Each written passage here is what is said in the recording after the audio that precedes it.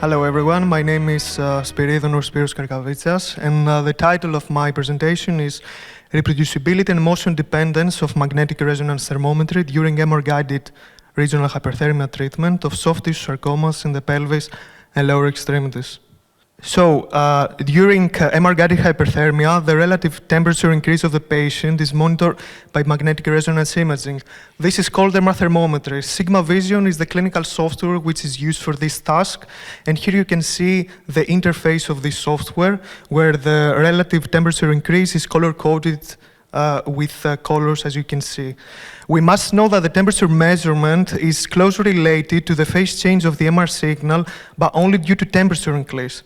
So other factors like the B0 drift or the area patient motion alter the phase distribution throughout the hyperthermia treatment in a non-predictable way, and this leads to MRT measurements which are wrong. So the B0 drift is, in clinical practice, is corrected using data from silicone tubes placed around the volume of interest, as you can see on the right side. And the goal of my analysis is to evaluate the impact of gastrointestinal air motion in the case of the pelvis or gross motion in the case of lower extremities on MRT reproducibility. For doing that, we followed a specific MR protocol which is displayed here, and I want you to focus mostly on the double scans, that it is a dashed line over here. So the double scan is basically consecutive thermometer scans which were acquired at t, t plus delta t. And from each double scan, reproducibility was calculated as a standard deviation of the temperature difference map.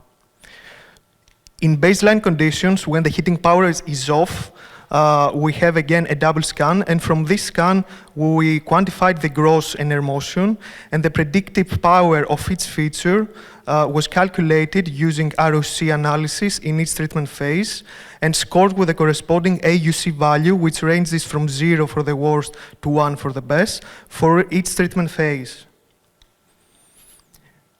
The data that we used for this was from two anatomical regions: lower extremities, 16 patients, 42 treatments, and pelvic region, 14 patients and 44 treatments. To integrate into our drift correction in a systematic manner the body fat volume of the patient, we used the AI-assisted software MONAI-Label, and we developed two separate algorithms for that. And as you can see, the implementation of this algorithm was successful in both regions. Now, we combined the data with the body fat volume that we automatically segmented, and we followed a technique called single echo thermometry, and we compared our offline post-processing method with a commercial one, the Sigma Vision, with respect to MRT reproducibility. Now, here I have the main conclusions. On the left side, you can see that the segmentation was successfully done in both locations of the body fat. Then we took the data of these masks and we calculated offline the MRT precision or reproducibility. And as you can see, in both locations, we achieved better reproducibility compared to Sigma Vision. In the table, you can see I have the type of motion in the pelvis and lower extremities. The AUC values for the gross motion of the pelvis and lower extremities had high values. That means that the gross motion in pre-treatment condition is a good classifier of acceptable MRT reproducibility compared to air motion, where the AUC values were low. So that means that the air motion is not a good predictor of temporary reproducibility. Thank you.